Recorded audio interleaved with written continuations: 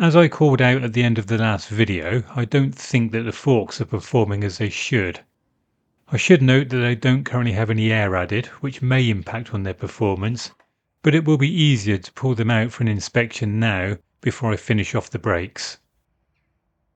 Although I don't anticipate that getting the forks out will be easy, I do decide to have a go without removing the top yoke and its associated parts, mainly the instrument console. Before attempting to remove the forks, I loosen the stanchion top bolts whilst the forks are still clamped into the yokes. Next, I loosen the top nut on the steering stem and the associated yoke clamp bolt.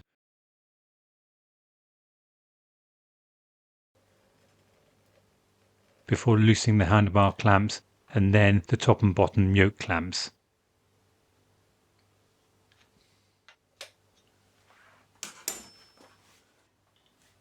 Theoretically, the fork should now just slide out, and to my amazement it does.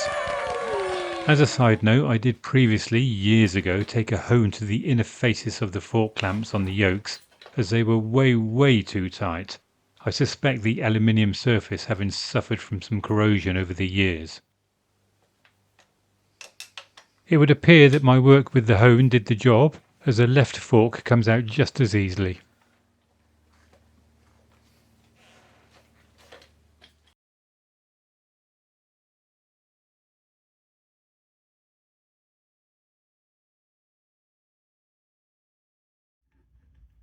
With one of the forks on the bench, I remove the spindle clamp bolt and the gaiter. We'll come back to that later. Next, I drain the oil, which unlike on more conventional forks has nothing to do with damping. It's just for lubrication of the internals. There's also not a lot of it.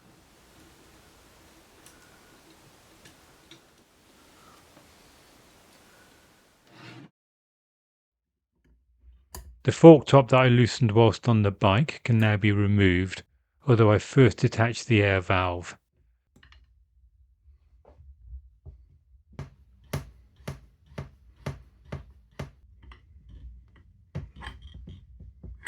Once the top bolt is removed, I go to the bottom end and remove the bottom bolt.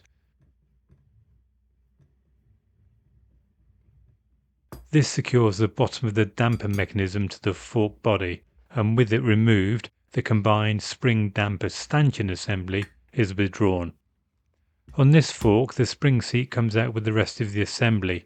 I think it's usually inclined to stay at the bottom of the fork and needs a bit of help to remove. As it came out with the spring, it provided a bit of resistance when pulling the spring damper assembly from the stanchion and had to be retrieved from the stanchion.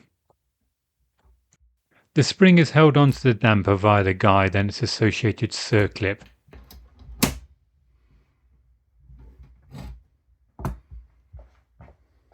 So with the latter removed, the springs, as there are in fact two, are removed along with the spacer.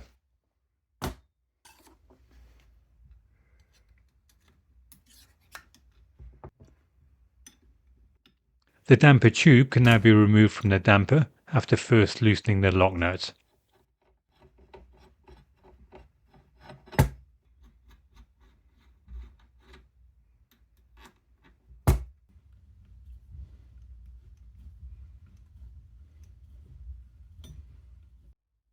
And to complete the strip down, I remove the rubber boot from the top of the damper.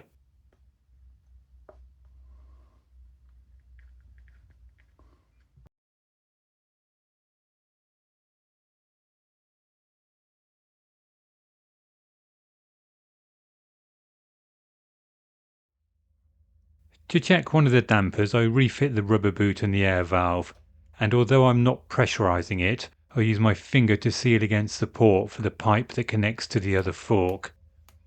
It doesn't take a genius to figure out that there is absolutely no damping, so clearly the unit has failed, and it's the same for the other side. I must have noticed this when I rebuilt the forks back in 2017, as this level of degradation has not happened as a result of me pushing the bike around my workshop over the last few years.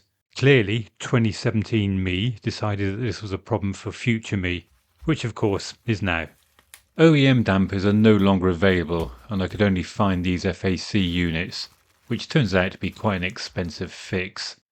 The recommendation is that progressive springs are fitted at the same time, But unfortunately those currently have a 3 to 4 week lead time.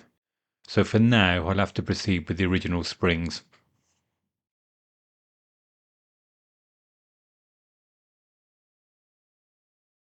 My first thoughts here were that this was another problem I deferred back from 2017, as the Le Mans 3 originally had 2 oil seals per fork, one stacked on top of the other.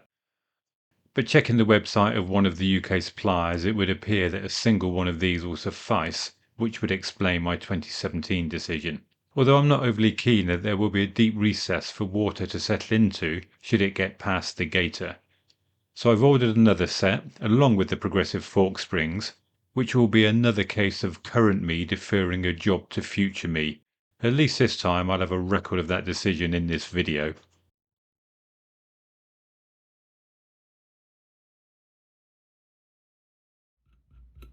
As we've seen with the strip down, these forks are actually quite simple, and reassembly is just the reverse of the strip down.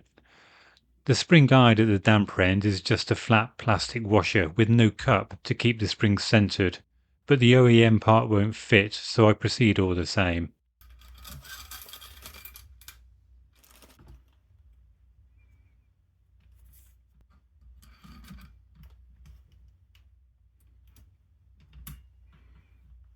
To get the circlip back on, I use a small screwdriver to take up the spring tension through one of the holes in the damper rod, and I am fitting new circlips.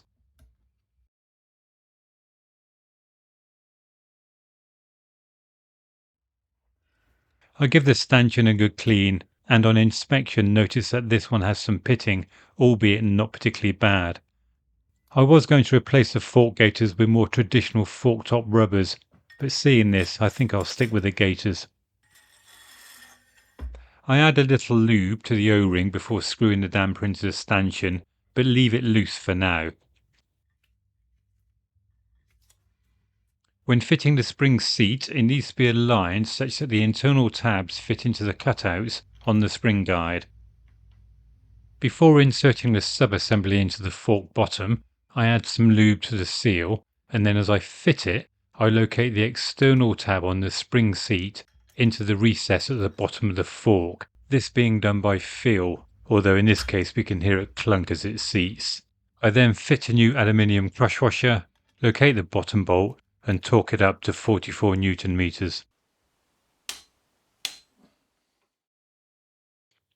Before adding the oil, I refit the drain screw.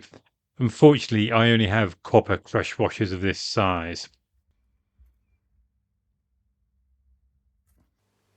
For the oil, the workshop manual states 60 millilitres, but I believe this was later increased to 90.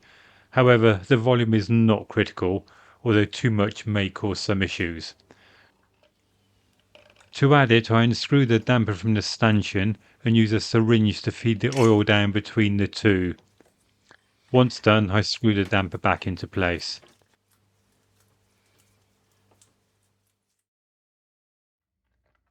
And as I said earlier, I'm going to reuse the gaiters rather than fit the fork top rubbers. And there we have it, a pair of rebuilt forks, albeit with the original springs still in situ.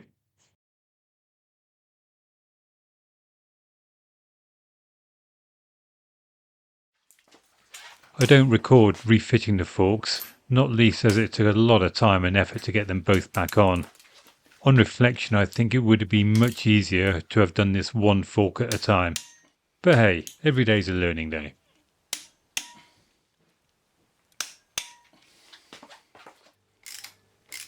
It is much easier to tighten the dampers down into the stanchions with them held by the yokes. And from what I can see, they're meant to be torqued down to a hefty 120 Newton meters, but I'll just go with tight using my 32mm ring spanner.